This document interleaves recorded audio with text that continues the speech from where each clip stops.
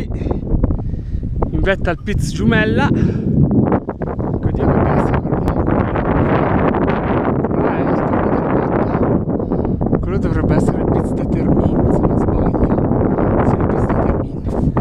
Adesso io cammino per questo quartiere femminile. Ragazzi, mi lasciate morto su Icre.